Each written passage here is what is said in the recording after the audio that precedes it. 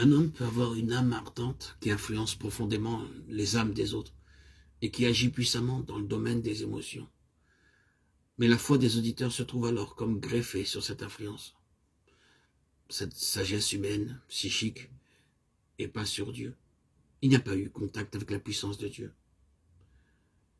Et nous pouvons mieux comprendre la pensée du pasteur Andrew Murray lorsqu'il voit le plus grand danger qui menace le chrétien et l'Église en cette activité désordonnée de l'âme dans les domaines de l'intelligence et de la volonté. Les anciens amis l'a désigné sous le nom d'activité de la créature. Et c'est bien ici l'énergie de la créature, la force naturelle, qui est mise au service de Dieu. Le messager n'a pas cherché à collaborer spirituellement avec le Saint-Esprit qu'il a reçu, don du Seigneur ressuscité et glorifié. Mais plutôt, il a communiqué la vérité par des artifices, des excitations factices, par la musique, les beaux parfums, les habits somptueux. Il a communiqué ces messages annoncés, non par l'esprit, mais par les émotions qui aboutissent à l'épuisement. Et le message n'est pas spirituellement intégré, acquis par celui qui regarde et qui vit ces manifestations émotionnelles. Ainsi, l'homme ne peut saisir la vérité qu'intellectuellement.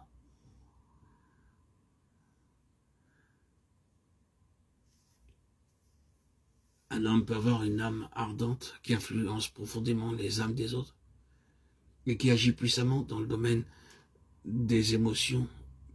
Mais la foi des auditeurs se trouve alors comme greffée sur cette influence, cette sagesse humaine, psychique, et pas sur Dieu. Il n'y a pas eu contact avec la puissance de Dieu. L'activité est désordonnée.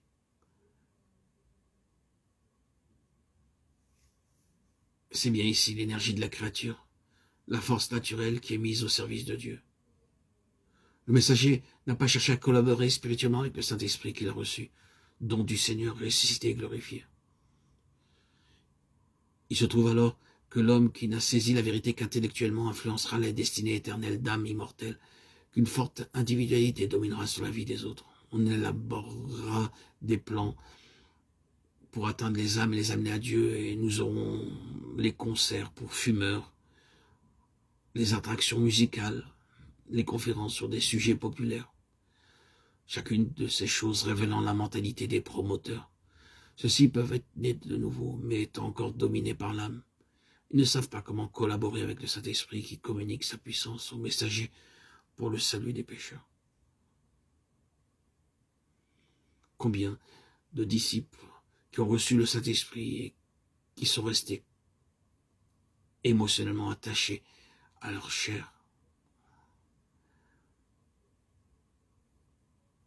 au plaisir de ce monde, attachés à vivre ses émotions plutôt qu'à vivre par l'esprit,